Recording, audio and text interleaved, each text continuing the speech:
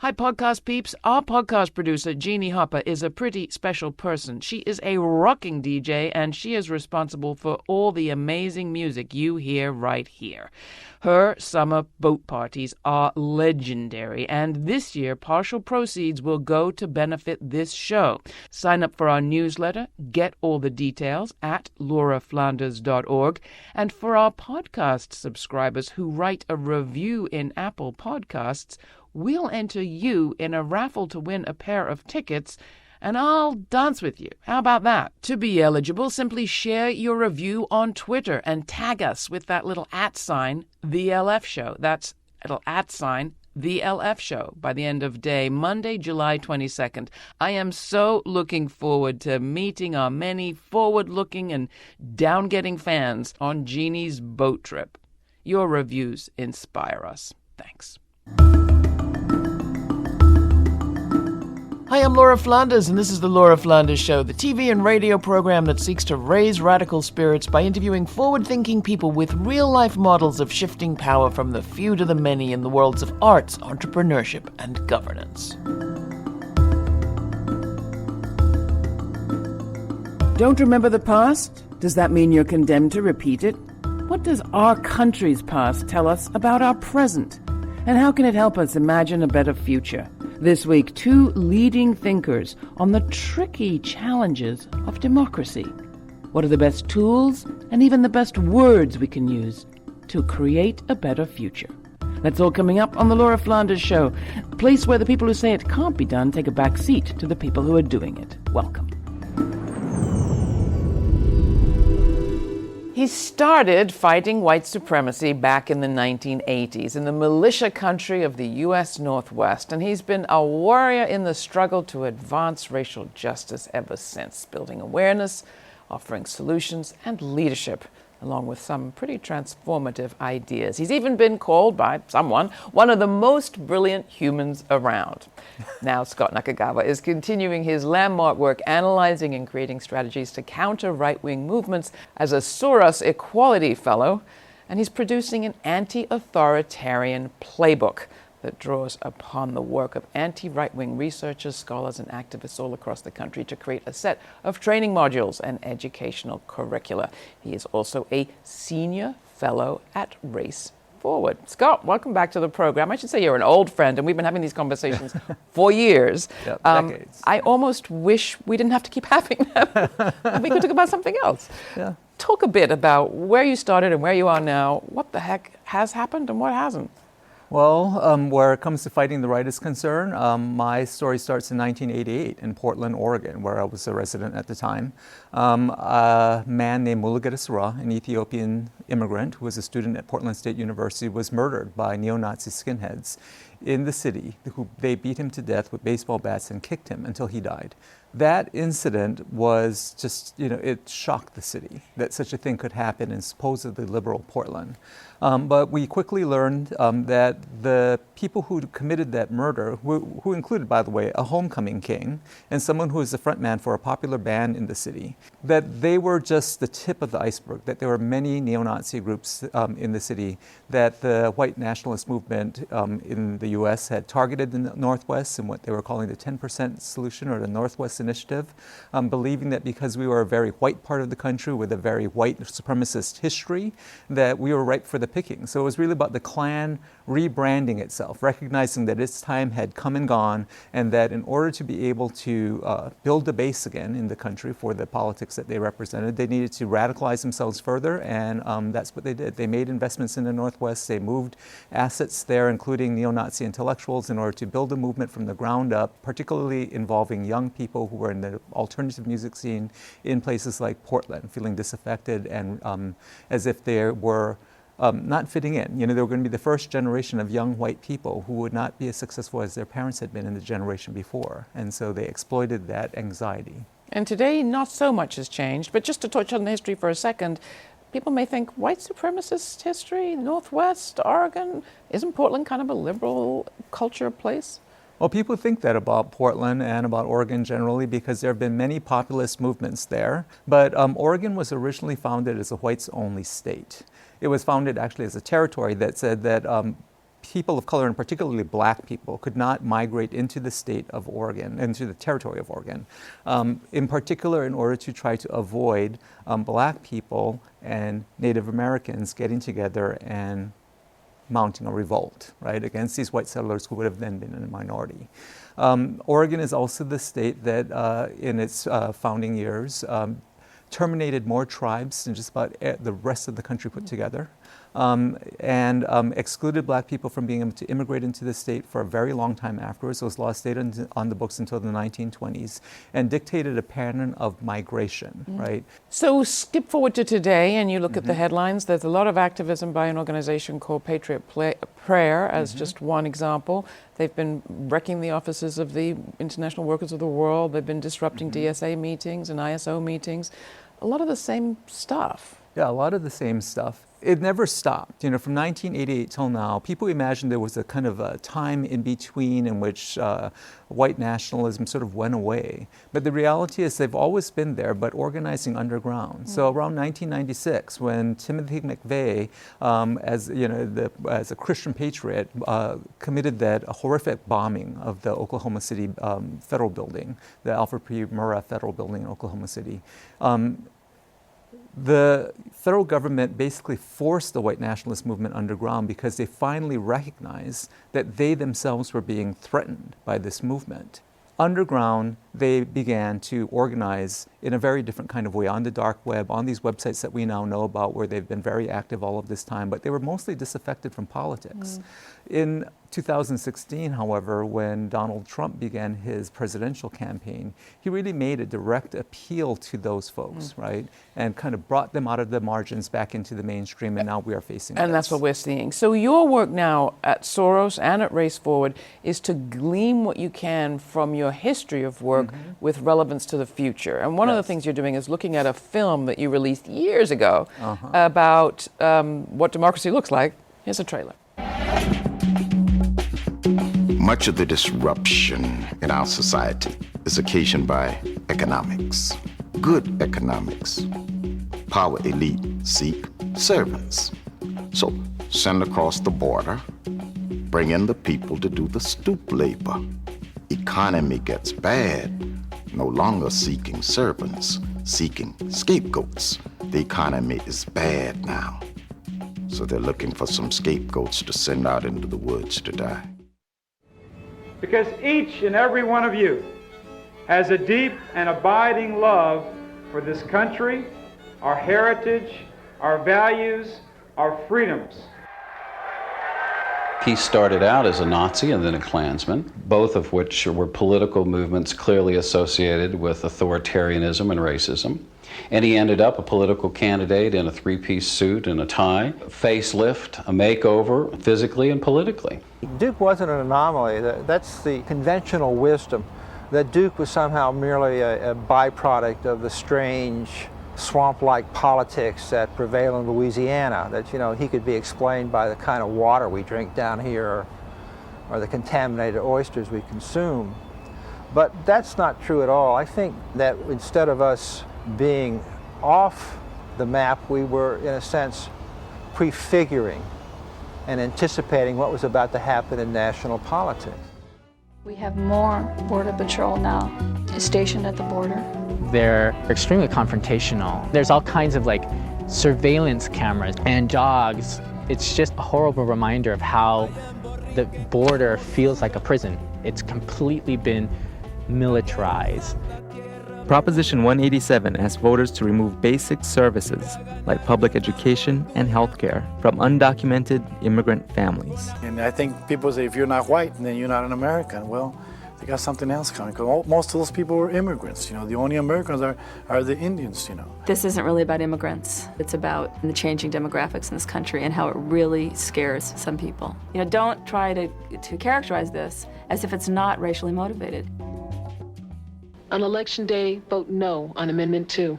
Amendment 2 is very detrimental not only to the gay community, but also to the minority community. And when we were fighting against Amendment 2, we were fighting it because it takes rights away from them and us. I think gays and lesbians were the target of Amendment 2 for one somewhat a cynical reason, to raise money for conservative groups.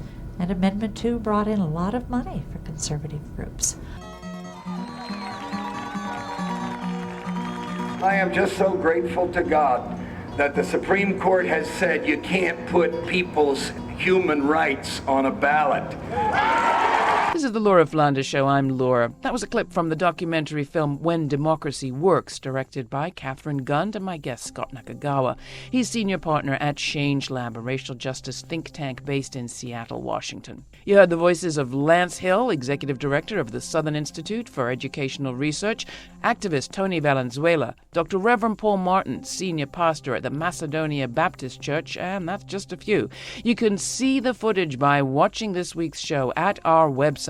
That's www.lauraflanders.org, where you'll see the full doc highlights the work of progressive grassroots organizers back to 1997 and was part of a Fight the Right campaign of that day that is just as relevant now. Now back to Scot Nakagawa. So Scot, I mean, that was 1997, talking about initiatives in Portland and in California. Your new work is making the point of how contemporary this is, but it's really stressing the learnings. So what have we learned? Well, we've learned a lot of things. The very front end of that clip makes the point that when the economy is bad, it is often the case that reactionary movements rise. What we have learned since then is that there isn't really a correspondence between those things, that all kinds of anxiety can cause reactionary movements to rise. Sudden waves of automation, for instance, or demographic change, which seems to be what's dictating that kind of anxiety rising among the white population in the United States now. Because people always point to, well, if it was just about economic insecurity, why do black women, the most insecure, vote more progressive than just about anybody else? So, of course, we want a fairer economy, but simply making economic appeals to people is not enough. We need to deal with the underlying cultural issues that are driving people to revolt. And in this case, I think one of probably the most important is demographic change.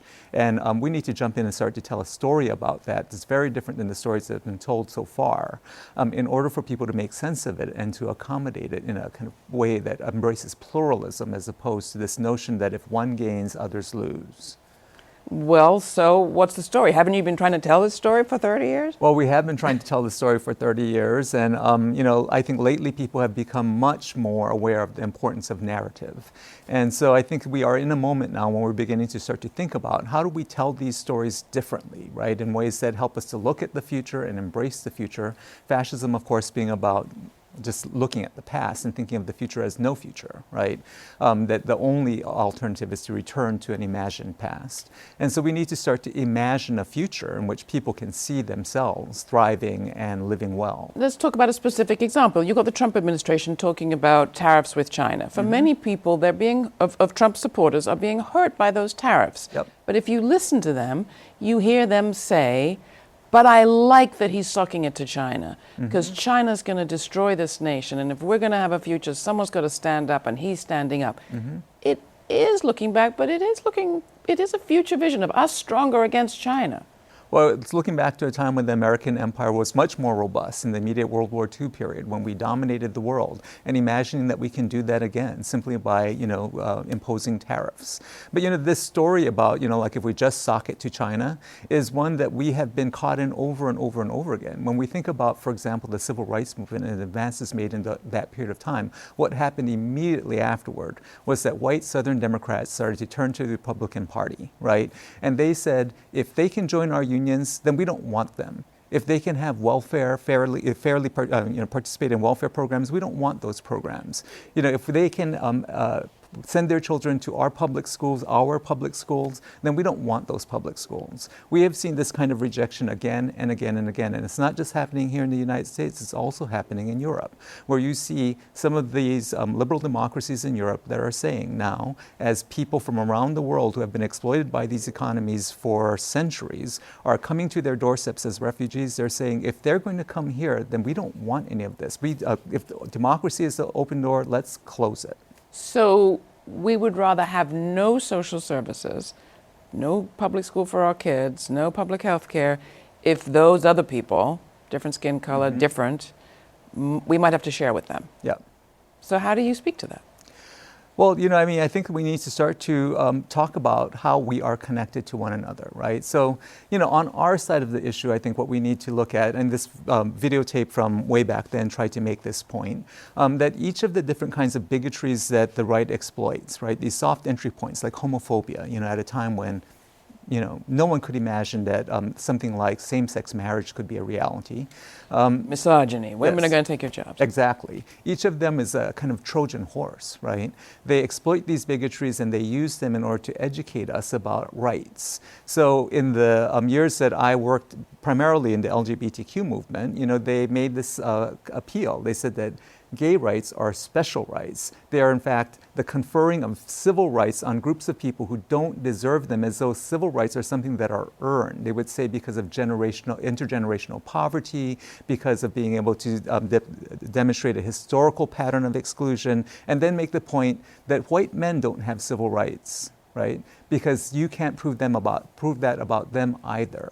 And so it's that kind of Trojan horse kind of way of thinking that gets us to think us and them over and over and over again. And Asian Americans are going to get more and more targeted, it seems like, in this context. And we see an incredible increase in anti-Semitism now. Anti-Semitism, which people should be very, very aware of as a really important radicalizer of right-wing movements. Give us 3 things in your anti-totalitarian toolkit that we can or could do. Well, first of all, I think what we need to do is we need to disrupt these movements by exposing their leaders and their real agendas, right? We need to be very explicit about that. We also need to diffuse some of these tensions by not falling prey to these kind of binaries, these us and them binaries, but to really talk about what communities as a whole need.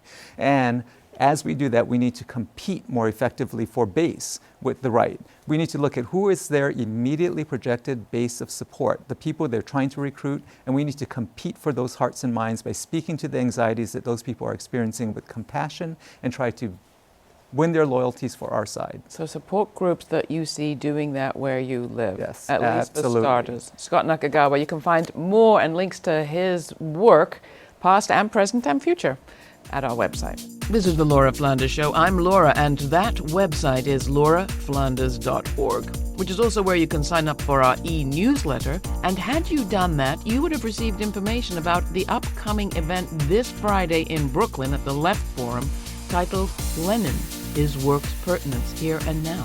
I'll be joined by Chris Hedges of On Contact, Richard Wolff of Democracy at Work, and labor organizer Tim Schemmerhorn. That's Friday, June 28th, 5 p.m. If you're in the New York area, come on down to the Left Forum.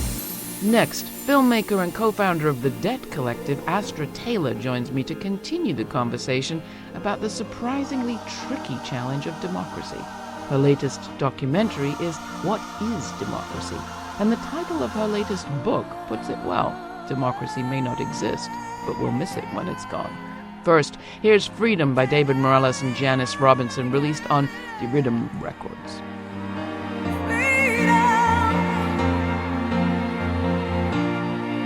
What in the world? What has happened? Where is the love? Where is the passion? It's like a sea of mean madness in these two seas, y'all. You see, the world is really shattered, so I'm gonna rise and do what matters. This is the time to just be heard. We need freedom for the world, for the ones who are too weak to fight, to reach for their freedom. Freedom is all that they see. So if I gotta walk a million miles, if I gotta lay my life down, if I gotta cry out to the cross, freedom is there, freedom is there. If I gotta wait in what is mine, I know God will make it alright. If I gotta pray on my knees, freedom is there for you and me. That is what we need, God. That is what we need. Democracy. Is it a noun or is it a verb? That's just one of the many questions author and filmmaker Astra Taylor asks in her latest documentary and a new book. Reflecting on a word even she says she hadn't paid much attention to, she delves into ancient Athens and travels the modern-day US and Europe, talking with people who are reckoning with democracy's racist, sexist past and pondering its failure to address inequality while sort of reimagining some possible alternatives. At the end of the day, she sums up her investigations in what I think is the perfect title of the book, Democracy May Not Exist, but We'll Miss It When It's Gone. Astra's film, What is Democracy, was released this year by Zeitgeist Film. The book's just out from Metropolitan. Astra is also the author of the best-selling The People's Platform. I'm happy to have her on the show. Hi, Astra. Hey, thanks for having me. So, democracy, you say at the very top that you weren't that interested to begin. Yeah, I mean, it wasn't a word that really inspired me. So I spent my 20s in the aughts. So I was, 20 or 21 when 9/11 happened. And so I heard the word often uttered by George W. Bush saying he was going to bring democracy to Iraq and Afghanistan. We know that didn't happen. And so the word had this really hollow, tragic quality, right? It was not a word that inspired me. So words like liberation, equality, revolution, socialism, those were words where I would wake up. And I felt this disappointment. And yet intellectually, I know the word matters. And that was in the back of my mind for a long time. The fact that this was an important word I didn't relate to. But it was actually during 2011, the wave of movements calling for real democracy, so from the Arab Spring to the movement of the squares in Europe to Occupy Wall Street. And so people were gathered and chanting, we want real democracy, this is what democracy looks like, that I thought, okay, it's time for me to interrogate this word and my ambivalence towards it and to figure out what democracy, means to me. All right, so hence the movie, What is Democracy? Here's the trailer, take a look. For me, this project began with the question, what is democracy? And I quickly realized it's not something that's ever actualized, but always something that is in motion, a kind of ideal we're reaching towards. But in practice, everywhere you look, democracy is in trouble. Progress can go into reverse, and terrible things have happened in the name of democracy. Yes, it's being so abused and so misapplied, compared to its original meaning, which means the power of the people, the government of the people. But so many have fought for the realization of a true democracy, that in a way it's important not to abandon the word. Right. And we also need to think hard about what that word even means. Yes. You see Silvia Federici there, the great historian of the commons, feminist, eco-feminist, and more. Talking about the people, did you come away thinking democracy is about the people and there is such a thing as the people? It's been pretty hard to get even women inserted into our notion of the people. Yeah, it's really interesting, that question of the people. So I think so what I thought was democracy's sort of hollow quality, right, this vagueness, now I see as this ambiguity that's actually really powerful. So I quite like the ancient definition of democracy, which is the demos, the people, rule or have power. So that's kratos, right? And what I like about it is that this idea of what or who the people is can always be imagined, reimagined, reinvented, and then how we rule is also up for debate, contestation. So it's this concept that can evolve and change over time. Obviously it began in a very truncated form. If you look back at ancient Athens, for example, or look back at the founding of this country, the people did not include everybody. But so I think there's this conceptual problem, who the people is, but also the fact that over time, those who have expanded the people are precisely those who were outside of it. So women who weren't fully enfranchised, fighting to be included, formerly enslaved people fighting to be recognized as full human beings. So democracy's motor, paradoxically, is like always from the outside, moving towards the inside. And part of why I wanted to make this film and write the book was to sort of implicitly just put that dynamic at the forefront, right? Democracy is not just this idea that these founding fathers had and we're like living out their perfect plan. Has it ever been true? I mean, is that arc of history, the people from the outside, expanding the populace, expanding the notion of the people, expanding the notion of what it is to rule. Has it always moved in one direction? No. Because Yeah. it doesn't feel like it's moving in that direction now. No, I mean, it doesn't, right? I mean, it doesn't feel like it's moving that direction. And that's the thing, as I said in the scene you just saw, you know, progress can go into reverse. This is not some sort of linear thing where we're just moving towards a more perfect union, or we basically have it figured out and we need to like sort of tweak things on the margins.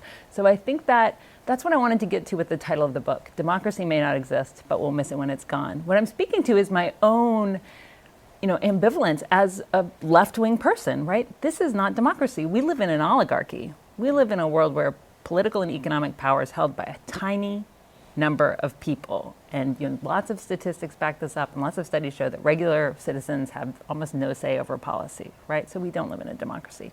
At the same time, we don't want to be too glib and discount all the progress that's been made, the democratization that's happened. And so both projects try to live in that tension. So as you come away from this, what is your sense of, like, where is the greatest urgency around actions? And then I want to get to this question of noun or verb, because that's another important thing.